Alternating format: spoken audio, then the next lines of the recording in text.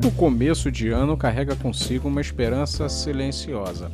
A esperança de que dessa vez vai dar certo, de que vamos viver melhor, trabalhar com mais propósito e talvez até ganhar algum dinheiro, cuidar das pessoas que amamos, encontrar alguma paz. Todos nós queremos viver bem, queremos que a vida funcione, mas talvez a pergunta mais importante não seja como viver bem, mas o que é viver bem, afinal.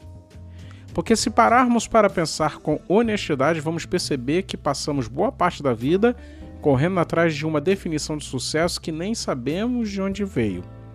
Queremos prosperar, ser reconhecidos, sentir que valeu a pena. E não há nada de errado nisso. O problema é quando construímos uma vida inteira sobre uma definição de sucesso que não tem fundamento verdadeiro, que não está conectada com o propósito real da existência. O encontro de Jesus com a mulher samaritana, relatado no capítulo 4 do Evangelho de João, acontece num dos cenários mais carregados de tensão do Evangelho.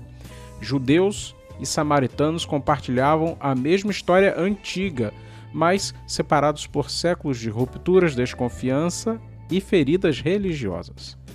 Após o exílio, os samaritanos desenvolveram uma forma própria de culto, reconhecendo apenas o Pentateuco e estabelecendo o Monte Gerizim como lugar legítimo de adoração em oposição a Jerusalém. Para os judeus, isso era uma heresia. Para os samaritanos, Jerusalém representava exclusão e poder religioso concentrado.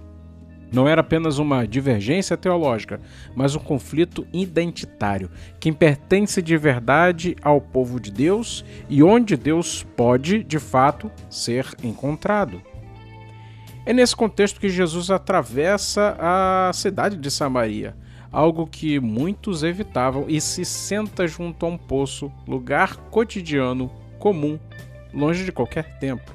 Ali, antes mesmo de falar sobre a adoração, ele oferece água viva, ou seja, antes de discutir onde se adora, Jesus trata do que sustenta a vida. A proposta da água viva revela que a questão central não é vencer um debate religioso, mas curar uma sede profunda, a sede de sentido, de pertencimento, de vida verdadeira. Quando então Jesus afirma que os verdadeiros adoradores adorarão o Pai em espírito e em verdade, ele não está apenas resolvendo uma controvérsia histórica, ele está desmontando a lógica inteira que reduz Deus a territórios, tradições ou sistemas religiosos fechados. A samaritana estava exatamente neste lugar. Ela queria saber onde era o lugar certo para adorar, qual era o jeito certo de se aproximar de Deus, como acertar na vida. Mas Jesus não respondeu o que ela esperava. Ele não apontou para um monte nem para Jerusalém. Ele disse algo muito mais profundo. A hora vem, e já chegou, em que os verdadeiros adoradores adorarão o Pai em espírito e em verdade. O que Jesus está dizendo é, de certo modo, revolucionário. Viver bem não é sobre estar no lugar sagrado certo ou seguir o ritual religioso certo. É sobre viver em relacionamento verdadeiro com Deus, com as pessoas e com a criação. É sobre adorar a Deus não num templo distante, mas na vida inteira, em espírito, conectado à presença de Deus, e em verdade, alinhado com a realidade de quem Deus é e do que Ele está fazendo no mundo. Essa é a bem-aventurança que a Bíblia apresenta desde o início. Uma vida plena não é uma vida fragmentada entre o sagrado e o profano, entre o domingo e segunda-feira, entre oração e trabalho. É uma vida integrada onde cada área da existência, o trabalho, os relacionamentos, a criatividade, o descanso, a luta por justiça, tudo está conectado ao mesmo propósito: viver em parceria com Deus, cuidando do mundo que Ele criou. Lá em Gênesis, quando Deus cria o mundo, Ele não faz distinção entre o espiritual e o material. Ele faz tudo e chama tudo de bom. Ele cria o ser humano à sua imagem e o coloca num jardim, não num templo. E dá a esse ser humano uma missão: Cultivar, governar, cuidar. A vocação original não era religiosa no sentido que damos à palavra hoje. Era completamente envolvida com a vida concreta: plantar, nomear, explorar, descansar, relacionar-se. E tudo isso era adoração. Viver bem, naquele momento, era viver em relacionamento verdadeiro, com Deus, na confiança e na presença, com o outro, em parceria e amor, com a criação, em cuidado e responsabilidade. Não havia separação. Tudo era sagrado porque tudo estava conectado ao Criador. O pecado não destruiu nossa capacidade de fazer coisas. Nós continuamos trabalhando, construindo, produzindo, mas desconectou tudo. Rompeu os relacionamentos, criou a ilusão de que podemos viver bem sozinhos, sem Deus, sem o outro, explorando a criação em vez de cuidar dela.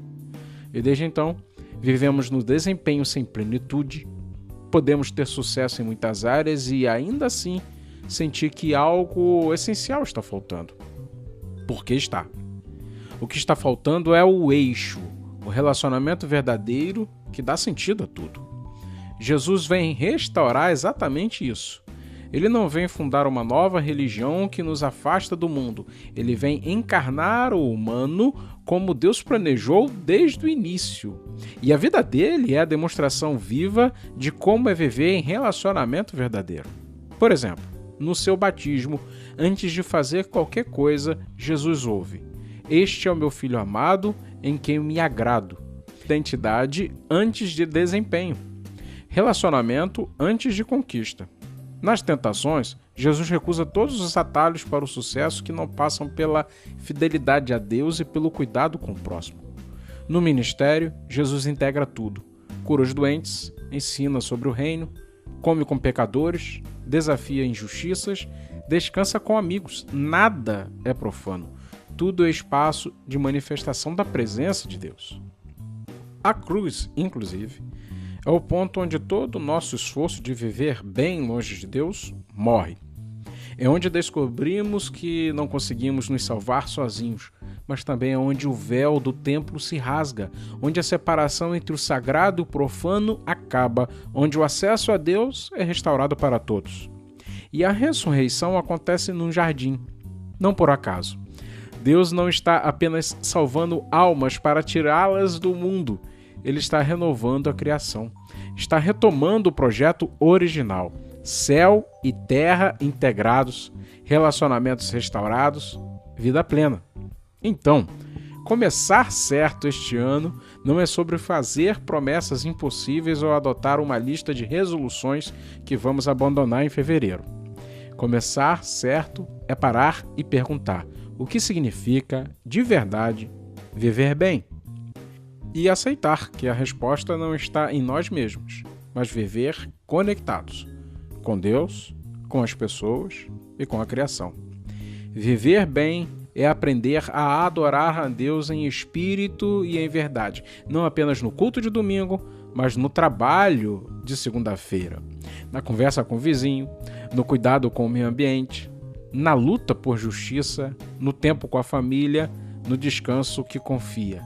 É redescobrir que não existe vida sagrada separada da vida cotidiana.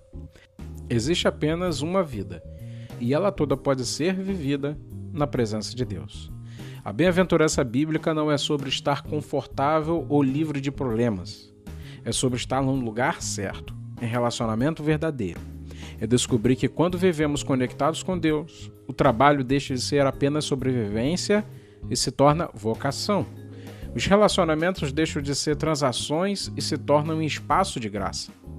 A criação deixa de ser recurso a ser explorado e se torna dom a ser cuidado.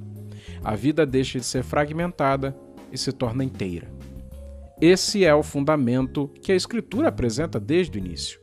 Viver voltado para a preservação da vida, da verdade, da bondade, da justiça e da beleza. Não porque isso nos salva, mas porque fomos salvos para isso. Não para fugir do mundo, mas para habitá-lo do jeito que Deus sempre quis, como parceiros dele na restauração de todas as coisas. A pergunta no começo deste ano, então, não deveria ser como ter mais sucesso ou como fazer minha vida funcionar melhor. A pergunta é como viver em sintonia com Deus, em relacionamento verdadeiro. Porque quando vivemos assim, conectados, integrados, inteiros, descobrimos que a vida finalmente faz sentido. Não porque tudo dá certo do nosso jeito, mas porque estamos fazendo o que fomos criados para fazer, vivendo como fomos criados para viver. Este é o caminho da bem-aventurança, este é o segredo da vida plena, este é o começo certo.